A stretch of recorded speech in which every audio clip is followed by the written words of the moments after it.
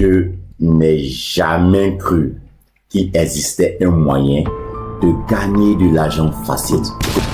En 2010, voilà, un bitcoin était vendu aux environs de 0,09 dollars. En 2024, le bitcoin était vendu aux environs de 64 000 dollars. Aujourd'hui, au moment de la vidéo, ça se vend à 95 000 dollars environ.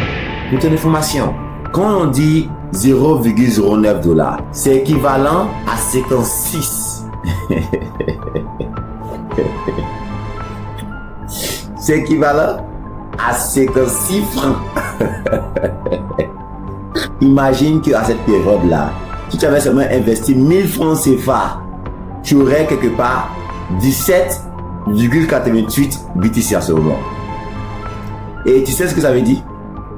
Ça veut dire qu'actuellement, tu serais riche de 1 696 428 dollars. En converti en francs CFA, fais ce montant-là multiplié par 600. Ça te fait 0,0, putain. Ça te fait 1 milliard 17 857 142 francs CFA. Que penses-tu? Tout comme toi, en 2010, j'étais ignorant. Tout comme toi, j'étais pessimiste. Qu'est-ce que la crypto-monnaie? Je ne savais rien de tout cela. Jusqu'à ce qu'un jour, quelqu'un m'ouvre les yeux. Qu'est-ce que la crypto-monnaie? Note bien. La crypto-monnaie est une monnaie numérique décentralisée qui fonctionne sur une technologie appelée blockchain. Envisagez un peu comme le Momo, le Mova Money, les monnaies, la Orange Money, MTN Money, voilà. C'est aussi de l'argent, mais que ne peut pas toucher, mais qui ont les valeurs réelles de ce que vous pouvez toucher. C'est un peu la crypto-monnaie. Donc du coup, c'est une monnaie électronique, une monnaie numérique qui ne peut être accédée que par un compte numérique. C'est ce qui est important. Et alors, le côté décentralisé signifie que la crypto-monnaie ne peut être manipulée par aucune banque, aucun État de s'y croire. Peut-être dans certains États, ils peuvent avoir des taxes, puis des taxes de transactions, voilà, mais c'est tout. C'est tout. Parce qu'ils ne peuvent dicter le montant qui a ou que va prendre une crypto-monnaie. Impossible. Elle est contrôlée par ce qu'on appelle une blockchain. Regardez une blockchain comme les ordinateurs. Mais de façon plus simple, regardez comme un livre. Un livre où il y a des pages qui ne peuvent être supprimées. C'est le côté sécuritaire de la crypto-monnaie. Comme exemple de crypto, on a plusieurs. Ici, on a, regardons ce portefeuille-là, l'un de mes portefeuilles. Ici, je vais vous montrer les monnaies, les différentes monnaies du crypto. On a plusieurs et croyez-moi, je ne peux pas vous montrer toutes les monnaies. Mais regardons l'essentiel. D'abord, la première chose que je veux que vous sachiez, c'est qu'ils sont classifiés en fonction de l'ordre.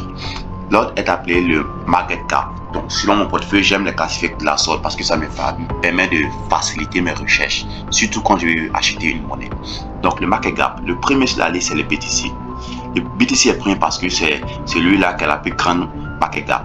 Ok, market cap, c'est comme le volume de la pièce, le volume des investissements que les gens font sur cette monnaie-là, de façon mondiale. Et ça s'élève actuellement à plus de 2 trillions. C'est énorme, 2 trillions. Le deuxième sur la liste, c'est Ethereum, ou par abréviation, ETH. Et lui, il s'élève à plus de 489 milliards, etc. Le troisième, c'est Tether. Et quand tu regardes le prix de Tether, c'est 1 $. Ethereum, c'était 4 000 $. BTC qui est vraiment le chapeau. Alors, quand vous regardez bien, c'est pas en fonction du prix. Pourquoi? Non, pourquoi Ethereum est troisième alors que là, c'est seulement 1 $? Dans la classification, ne dépend pas du prix. Si je vais regarder, permettez que je descende un peu. Vous allez voir que, par exemple, Dogecoin, qui est une monnaie très prometteuse d'ailleurs, vous voyez qu'elle ne vaut même pas encore 1 $. Donc le portefeuille est encore là. Certains diront, mais BTC est déjà là, est-ce qu'on peut acheter? Non. Si tu vas acheter BTC aujourd'hui, c'est encore possible. Parce que c'est vrai que tu peux avoir 100 000 $ investis. Mais ce que tu peux faire, même avec tes 1000 francs, tu peux acheter une partie. Et quand ça continue d'augmenter, plus ça augmente. Mais moi, j'aime dire aux gens, bon écoutez, moi, je n'achète pas de BTC. C'est fini ça. Mais il y a des monnaies spécifiques que j'achète et je vais vous montrer ça dans une autre vidéo. Et là, par exemple, cette monnaie-là est la 7e sur la liste mais elle ne vaut pas encore $1. Mais quand tu regardes son market cap, c'est énorme aussi, c'est environ plus de 64 milliards de dollars comme montant d'investissement sur monnaie de façon mondiale. Il y a Canada, il y a aussi, donc il y a aussi ce qu'on appelle le stablecoin en français, la monnaie stable. La monnaie stable, c'est ce sont des monnaies qui sont dans le système, qui ne augmentent pas et qui ne diminuent pas. Ce qu'on fait, c'est que quand tu investis quelque part et que tu as fait un bénéfice, si tu ne vends pas, ce qui se passe, c'est que, plus tard, je vais en parler de la vidéo, si tu ne vends pas, la monnaie est sujet elle peut descendre ou continuer à monter. Donc, tu vois, c'est un peu risqué, parfois c'est avantageux, mais si tu veux prendre une décision et tu veux vendre, mais tu ne veux pas retirer pour mettre sur ton compte Momo et tout comme ça, tu veux toujours rester ça dans les $100 ou en euros, quelle que soit la monnaie que tu as utilisée, tu n'as qu'à les faire migrer sur ce qu'on appelle les stablecoins. On va là, le USDC, et ce qui est plus utilisé au monde, c'est celui-là, le numéro 3, Tether USDT. C'est pourquoi la valeur est 1. Donc la valeur 1, c'est parce que la valeur de $1 parce que c'était un stablecoin. Ça n'augmente pas, ça ne diminue pas, c'est toujours attaché. En anglais, it is peg. C'est attaché, c'est relié avec le dollar. Ça a toujours le montant du dollar. Ça ne monte pas, ça ne descend pas. Donc, il y en a plusieurs et c'est un peu cela les monnaies qu'on a. Il y en a plusieurs et on va en parler plus tard. Il faut investir dans la crypto-monnaie parce que au jour d'aujourd'hui, dites-moi, connaissez-vous une banque ou une structure où vous pouvez déposer peut-être 1 million de francs CFA aujourd'hui? Aujourd'hui, 1 million de francs CFA. Vous pouvez revenir dans 3 mois et avoir, disons, un minimum de, disons, 1 million 400 000 ou 1 million 500 000 francs. Est-ce possible? Connaissez-vous une banque où vous pouvez déposer 1 million de francs CFA aujourd'hui et revenir dans 3 mois et avoir 1 million 400 ou 1 million 500 000? C'est-à-dire qu'avoir un bénéfice de 400 à 500 000. Est-ce possible? Je ne crois pas. Je ne crois pas. C'est carrément impossible. Parce que dans les banques, très souvent, tu déposes 1 million.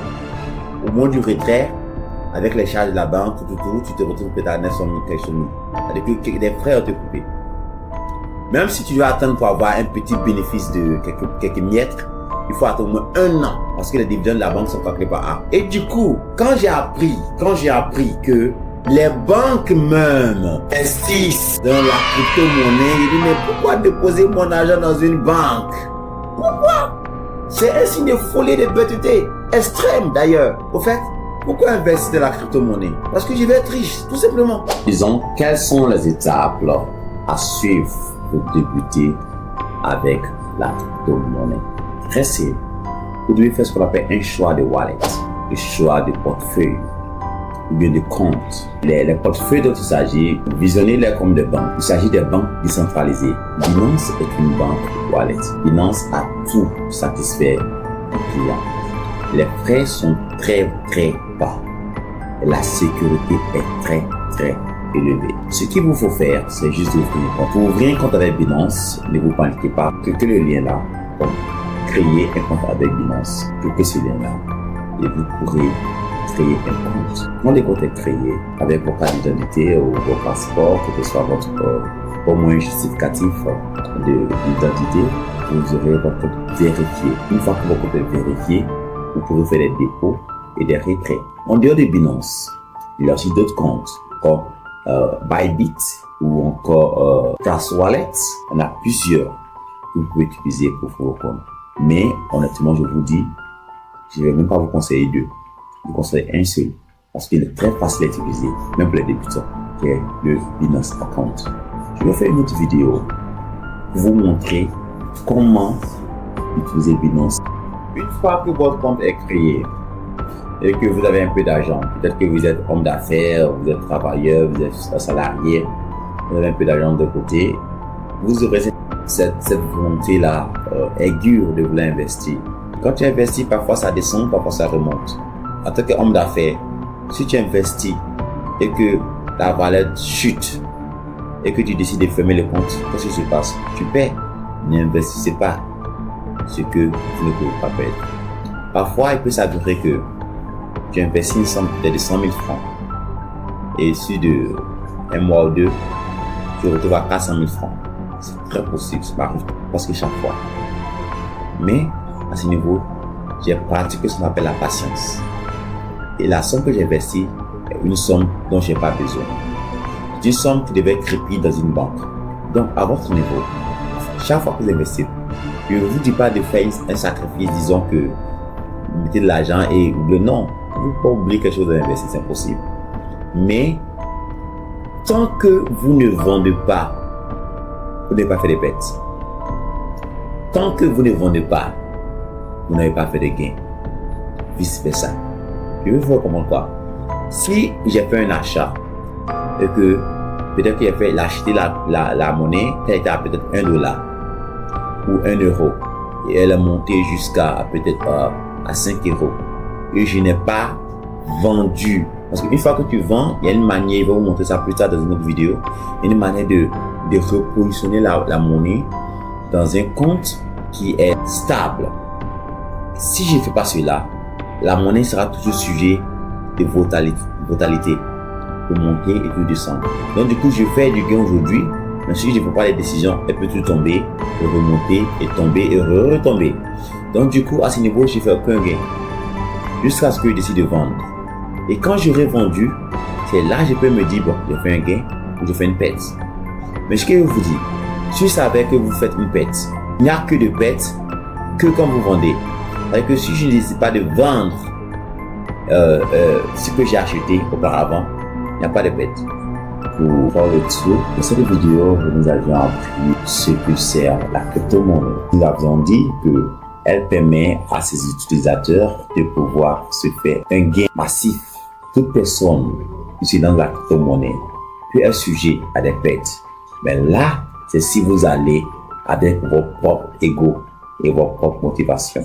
Je vous demande de vous abonner à cette chaîne. Donnez un like à la vidéo si vous pensez que vous avez beaucoup appris de moi. Ça sera un autre moment de continuer avec votre coach.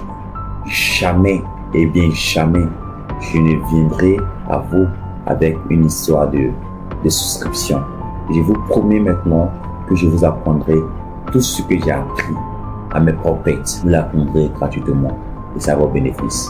Vous n'aurez pas à faire les mêmes erreurs que j'ai commises. Donnez-moi un like, souscrivez à ma chaîne. Ce sera un honneur pour moi d'être votre coach. Je vous donnerai la liste des monnaies à acheter chaque fois que l'occasion est propice. Merci et à très bientôt pour notre vidéo sur comment investir avec Binance. Au revoir, à très bientôt. Ciao.